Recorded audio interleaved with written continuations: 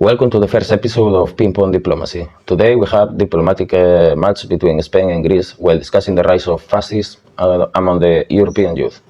I am Alberto from Spain. And I am Anna from Greece. Okay, there has been a rise in far-right politics between European youth in these past years. Yes, exactly. Just to illustrate a little bit how big the impact of this 2024 European elections, young voters, that means between 18 and 30 years old, showed a double-digit increase in support for far-right parties, such as Alternative for Germany, AfD, and in France, the Rassemblement National, the Le Pen political party. It's something serious. It's not like a small thing.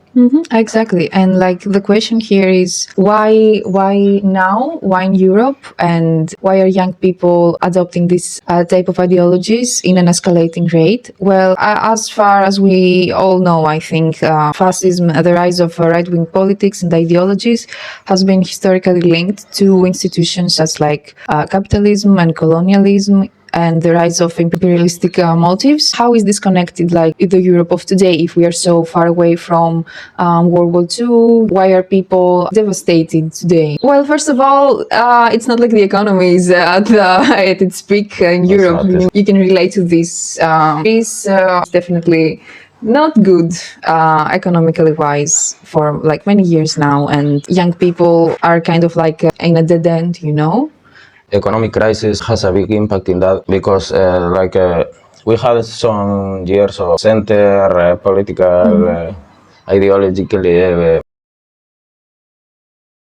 governments, but economic crisis happened.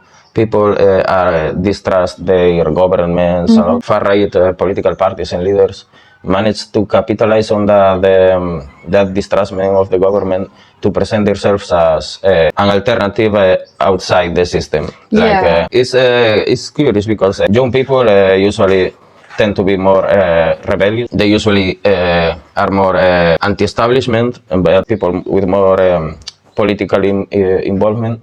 But right now, the far-right managed to present themselves as an alternative to the system, even though in many cases they are the system, and in the worst way possible. Like creating narratives, nationalist ideologies, and as we have to protect our countries and our nations are being used as tools to polarize and divide people. And of course, like, even though we want young people to be more open-minded, and we see more and more people falling in the trap of propaganda and adopting these kind of beliefs. To throw some parallelism with the original rise of fascism, especially in the 30s, we have many things in common right now, like economic crisis, distrusting the institutions, and also fascism offer like simple answer to real questions that are affecting everyone.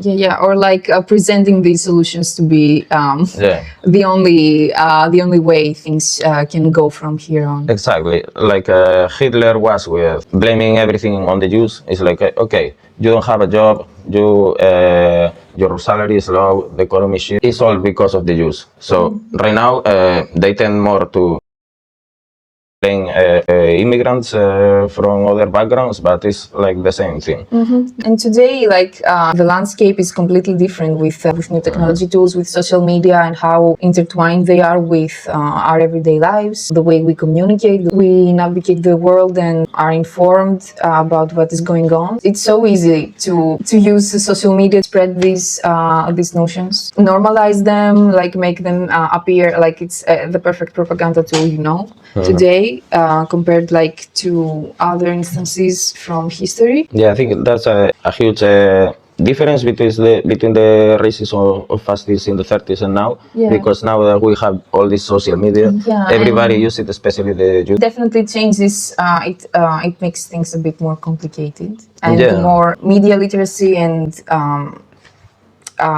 being able to distinguish propaganda. Education is central to problem, I think, for me. Like if you want to discuss a bit more about how to respond to such circumstances. Yes, yes. I just wanted to add one thing about the social media, that I think fascism thrives a lot in social media because the algorithm promotes more extreme ideas. If you say something not controversial, you are not gonna have such a big engagement. Also, so if you say wild things, you are gonna have more engagement. Okay, let's move to what can we do, as young people listening to this podcast. I don't know, like for me, education is like so important, and it's just the same because governments and states are doing everything in their power to undermine and underfund education, like no matter where you are in the world. Disciplines such as humanities and history, sociology are viewed as something inferior and less important. Like this is such an important part of our education, and like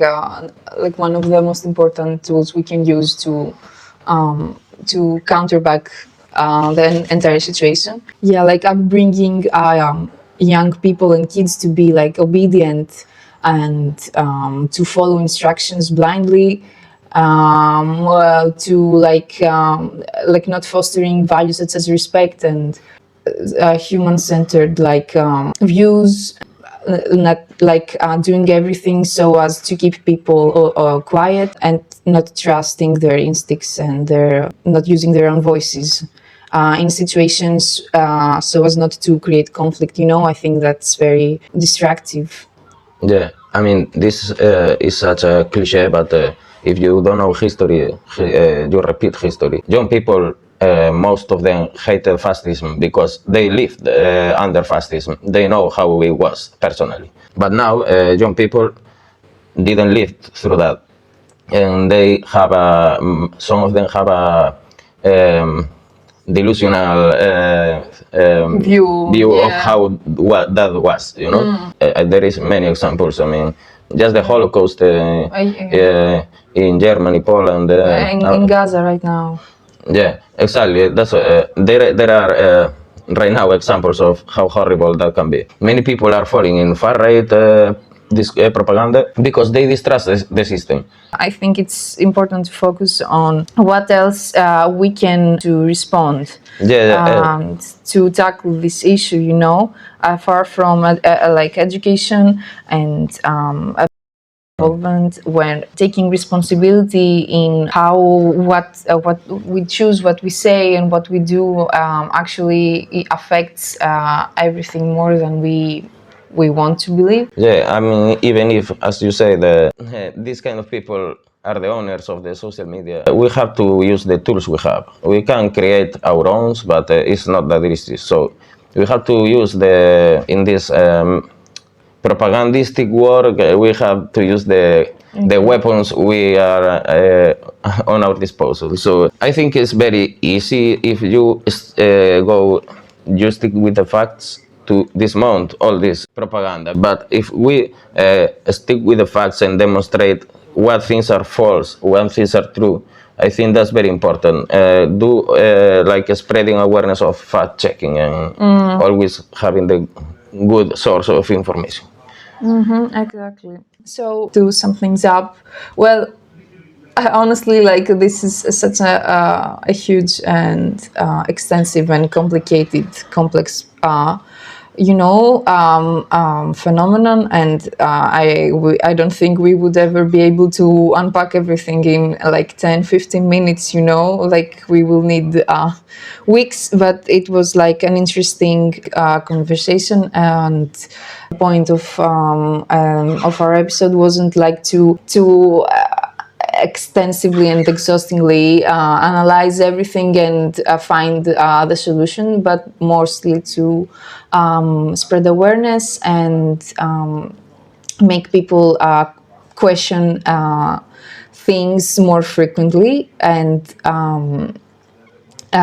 maybe bring this type of conversation into their own circles with people in their lives and in their social environment. So thank you, Alberto, for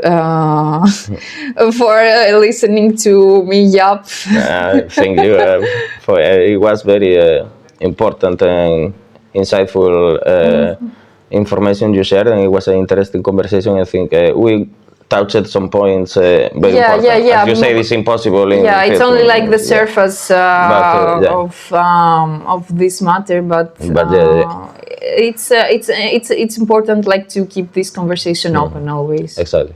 Okay. Thank you. Thank you.